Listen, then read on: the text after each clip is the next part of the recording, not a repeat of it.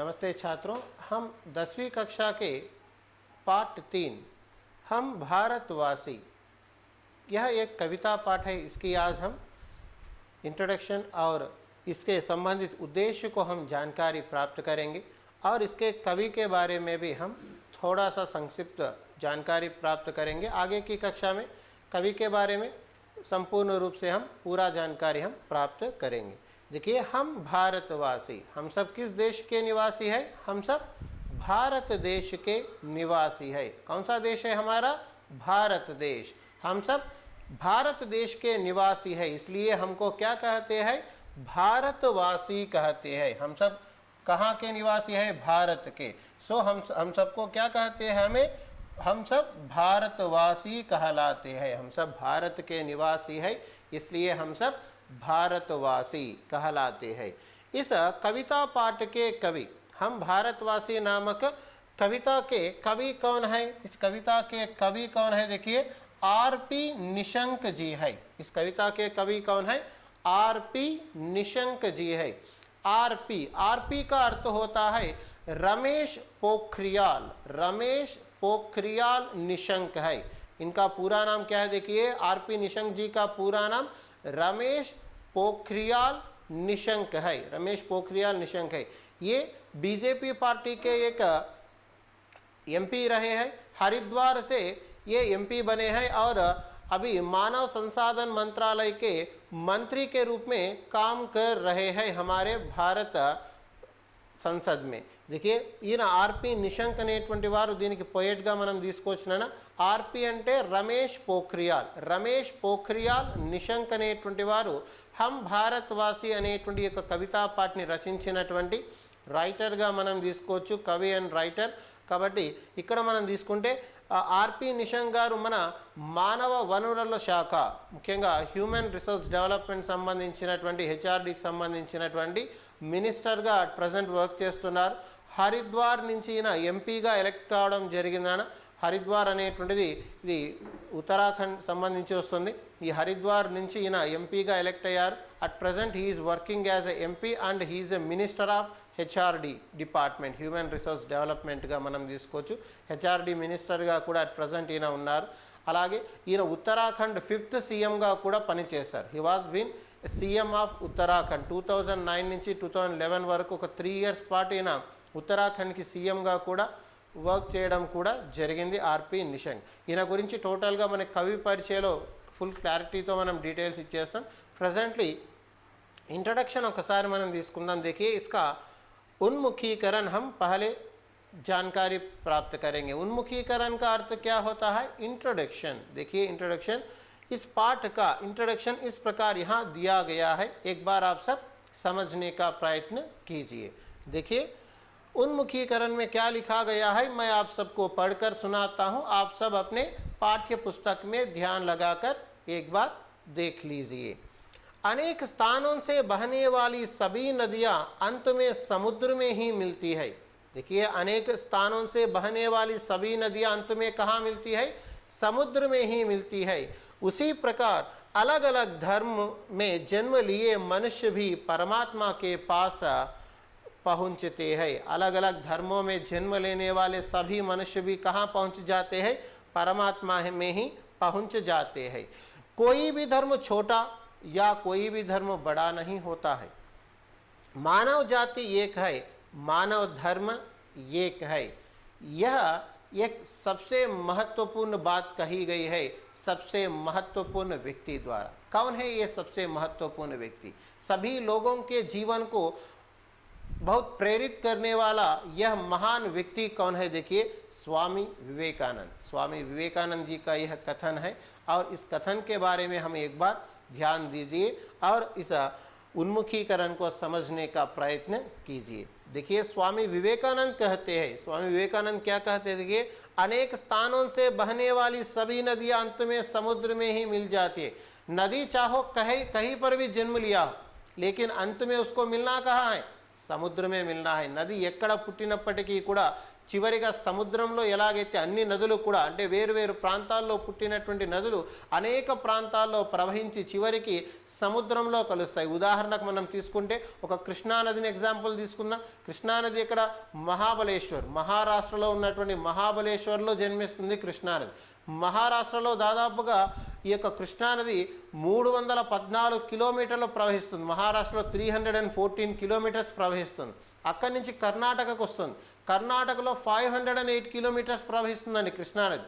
అక్కడ 508 కిలోమీటర్స్ కర్ణాటకలో అక్కడ ప్రవహించి ఆ తర్వాత మన తెలుగు రాష్ట్రాలైనటువంటి తెలంగాణ అండ్ ఆంధ్రప్రదేశ్లో 2 రాష్ట్రాల్లో కలిపి 620 కిలోమీటర్లు, మొత్తం 1440 కిలోమీటర్లు ప్రవహించి చివరికి బంగాళాఖాతంలో విలీనమైపోతుంది. చూడండి, నది ఎక్కడో మహారాష్ట్రలో జన్మించింది, కానీ అనేక ప్రాంతాలు తిరుగుతూ చివరికి సముద్రంలో కలిసిపోయింది. అదేవిధంగా उसी प्रकार अलग अलग धर्म में जन्म लिए मनुष्य भी परमात्मा के पास पहुंच जाते हैं. देखिए, मनुष्य क्या है? मनुष्य का जन्म तो सहज रूप में भगवान की क्रिया के रूप में होता है, लेकिन मनुष्य अपने लिए एक पहचान बना लिया है. क्या है? मैं यह धर्म का व्यक्ति हूँ, मैं इस धर्म को आचरण करने वाला हूँ. इस प्रकार से कह दे, धर्म मानव द्वारा क्या है, देखिए एक धर्म को आचरण करना शुरू हुआ है. इसलिए मानव क्या मानता है? अपने आप को एक धर्म का आदमी मानता है. इस प्रकार से क्या देखिए, कोई भी धर्म का हो, देखिए सभी धर्म समान है.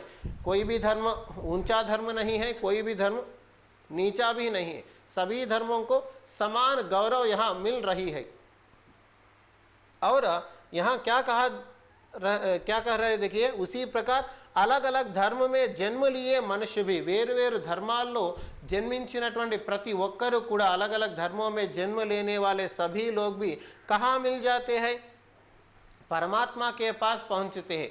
चाहे उनका परमात्मा क्या है, देखिए कुछ लोगों का परमात्मा ईश्वर होता है, कुछ लोगों का परमात्मा अल्लाह होता है, कुछ लोगों का जीसस होता है, कुछ लोगों का और कुछ इस प्रकार से अलग अलग होते हैं. लेकिन परमात्मा के नाम अलग है, लेकिन परमात्मा तो ఏక है. మనం పేర్లు వేరువేరుగా పెట్టుకున్నాం. ధర్మాలకు కూడా అంతే. ఇప్పుడు చూడండి, భగవంతుణ్ణి చేరుకోవడానికి అనేక మార్గాలు. ఇప్పుడు ఎగ్జాంపుల్ చూడండి, అనంతపురం అనేటువంటి మన ఈ ఊరికి రావడానికి ఏమి వేరువేరు ప్రాంతాల నుంచి వేరువేరు దారులు ఉన్నాయి, కానీ చేరుకునేటువంటి గమ్యస్థానం అయితే అనంతపురం. ఇప్పుడు ఎగ్జాంపుల్, బెంగళూరు నుంచి వచ్చేవాడు అనంతపురికి చేరుకోగలుగుతాడు, అదేవిధంగా హైదరాబాద్ నుంచి వచ్చినవాడు చేరుకోగలుగుతాడు, ఢిల్లీ నుంచి వచ్చేవాడు చేరుకోగలుగుతాడు. ప్రతి ఒక్కరూ ఈ ప్లేస్కి చేరుకోగలరు. అలాగే భగవంతుడు అనేటువంటి ఒక ప్లేస్కి కూడా ప్రతి ఒక్కరు కూడా చేరుకోవాల్సిందే.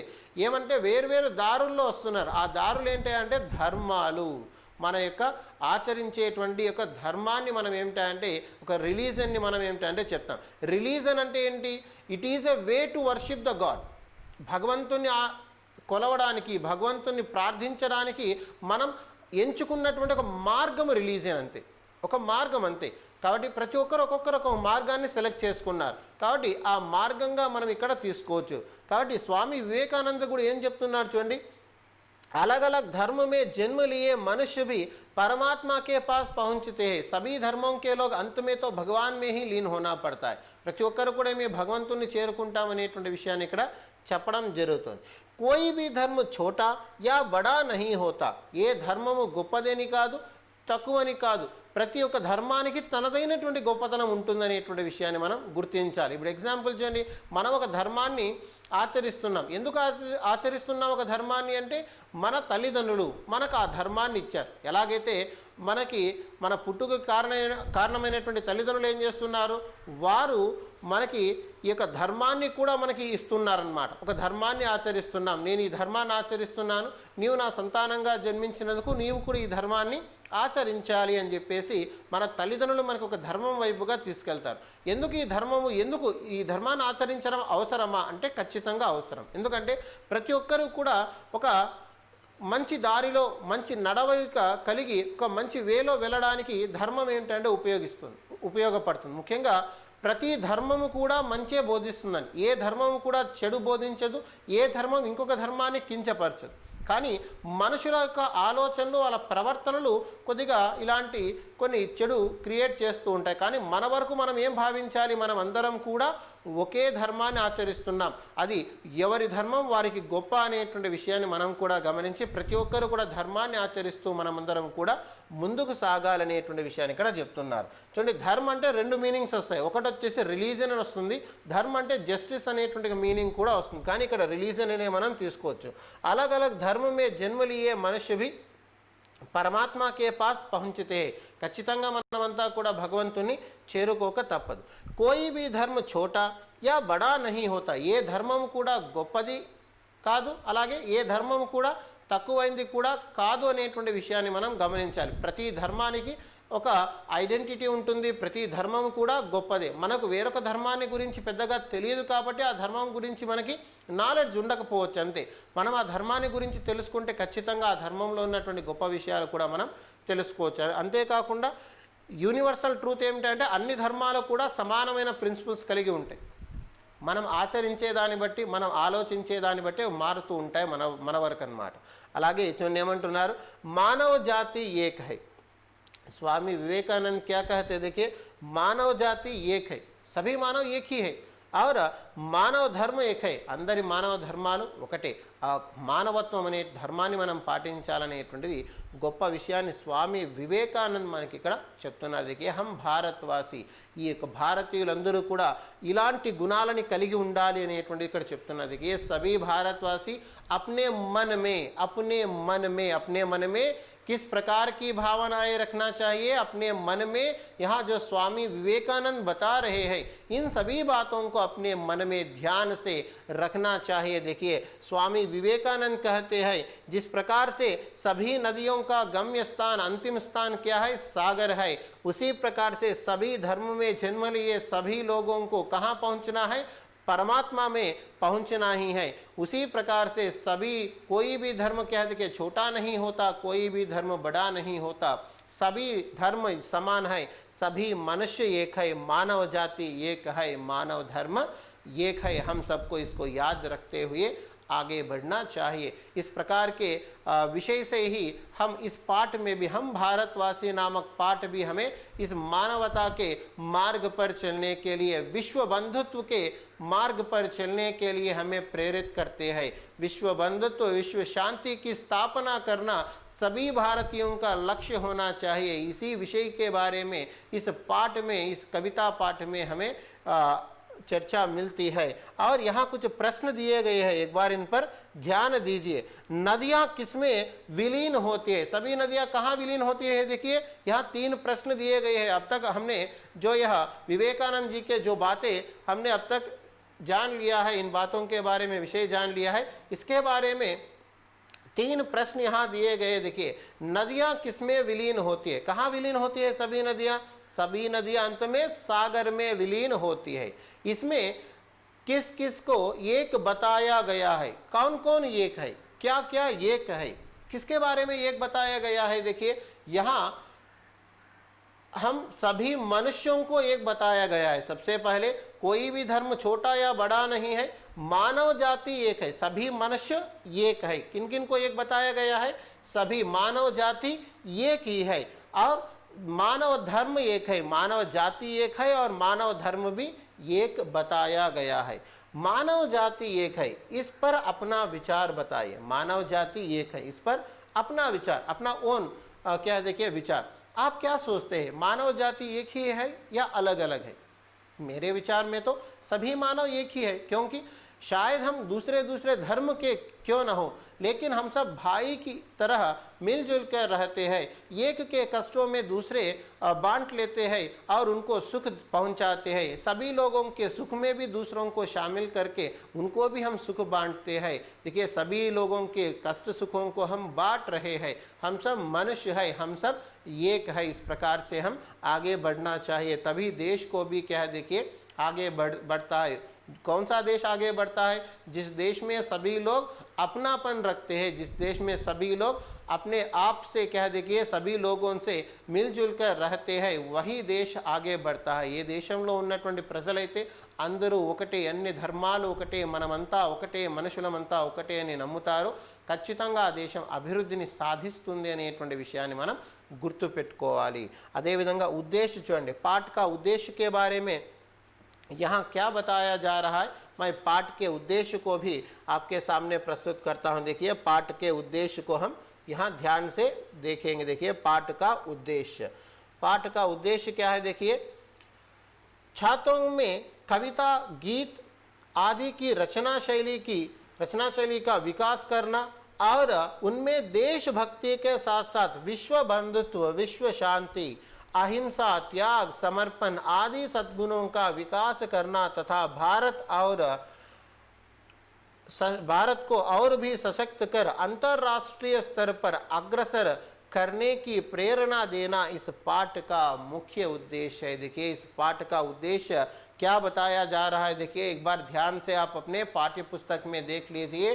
छात्रों में कविता, गीत आदि की रचना शैली का विकास करना. देखिए सभी छात्र क्या करना चाहिए, अपने आप में సాహిత్య को बढ़ाना चाहिए. మీలో ఎంతో సాహిత్యాన్ని మీరు డెవలప్ చేసుకోవాలి, మీరు కూడా కవితలు రాసే స్థాయికి డెవలప్ కావాలనేటువంటి విషయాన్ని చెప్తున్నారు. అలాగే उनमें देशभक्ति के साथ साथ देखिए आप सभी लोग क्या देशभक्ति को महत्वपूर्ण स्थान देना चाहिए. అందరూ కూడా దేశభక్తిని ఇంపార్టెన్స్ ఇవ్వాలనేటువంటి విషయాన్ని ఇక్కడ చెప్పడం జరుగుతోంది.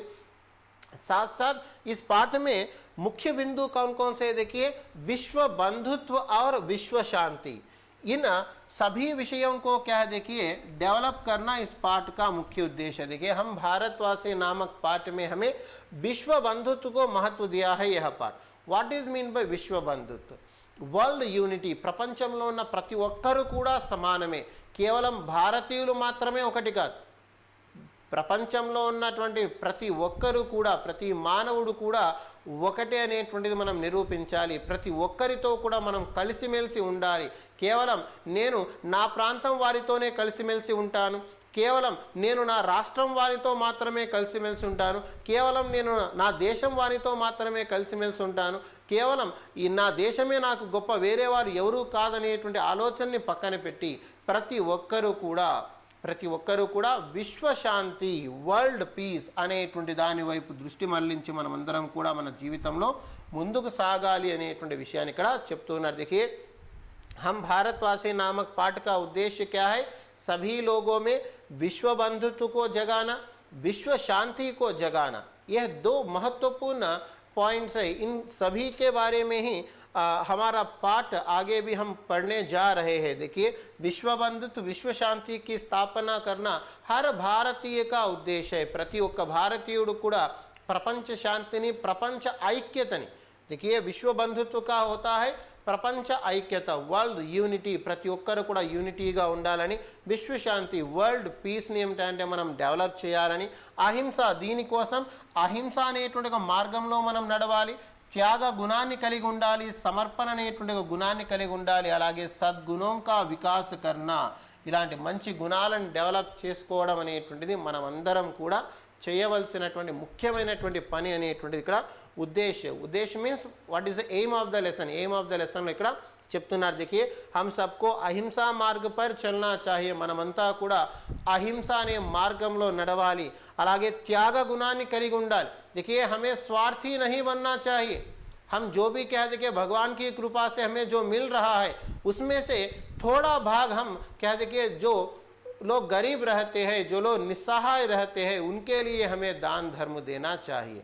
और क्या है देखिए समर्पण गुण, डेडिकेशन. देखिए हम अपने वस्तुओं के प्रति या अपने लोगों के प्रति बहुत डेडिकेट हुए रहते हैं, दूसरों के प्रति हम इतना ध्यान नहीं देते. మనవారు కాని వారి పట్ల మనం పెద్దగా శ్రద్ధ చూపించాం, కానీ మనవారు కాని వారి పట్ల కూడా మనం శ్రద్ధని చూపించే గుణాన్ని మనం డెవలప్ చేసుకోవాలని అంటున్నారు. ఆది సద్గుణం కా వికాస్ కర్నా, ఇలాంటి ఎన్నో సద్గుణాలు. गुण का अर्थ होता है अच्छाई, इसका विपरीतार्थ क्या है देखिए विलोम शब्द गुण का ऑपोजिट होता है अवगुण. गुण अवगुण इसका ऑपोजिट वर्ड है. हमें क्या देखिए सद्गुण, बहुत अच्छे गुणों का विकास करना. यहाँ जो भी बताया गया विश्व बंधुत्व की स्थापना करना, विश्व शांति की स्थापना करना, अहिंसा मार्ग में चलना, त्यागी बनना और क्या है देखिए समर्पण का गुण रखना, ये सभी क्या है देखिए सद्गुण है। इवన్నీ కూడా మంచి గుణాలు, सद्गुणों का विकास करना तथा भारत को और भी सशक्त कर భారతదేశాన్ని మరింత శక్తివంతమైన దేశంగా మారుస్తూ, भारत को और सशक्त कर శక్తివంతమైన దేశంగా మారుస్తూ अंतरराष्ट्रीय स्तर पर इंटरनेशनल लेवल लो कूड़ा अंतरराष्ट्रीय स्तर पर ई वर्ड मनक वेरी इंपॉर्टेंट है ना, ग्रामर पार्ट अड़ुतार अंतरराष्ट्रीय जो सभी देशों से जुड़ा हो, जो सभी देशों को जोड़ने वाला इसका शब्द क्या है, अन्य దేశాలని కలిపేటువంటి ఒక వర్డ్ ఏది అని అడుగుతాం. మనకి న్యూ గ్రామర్ పార్ట్ ఉందన్న 10th క్లాస్లో, మీరు 9th క్లాస్ వరకు ఇలాంటి ग्रामर पार्ट లేదు, 10th లో ఇలాంటి ఒక ग्रामर पार्ट ఉంది. इदेंदी अनेक शब्दों के लिए एक शब्द, यहाँ अनेक शब्द है, इन अनेक शब्दों के लिए एक शब्द में आपको जवाब देना पड़ता है. अनेक పదాలకి ఒక పదం.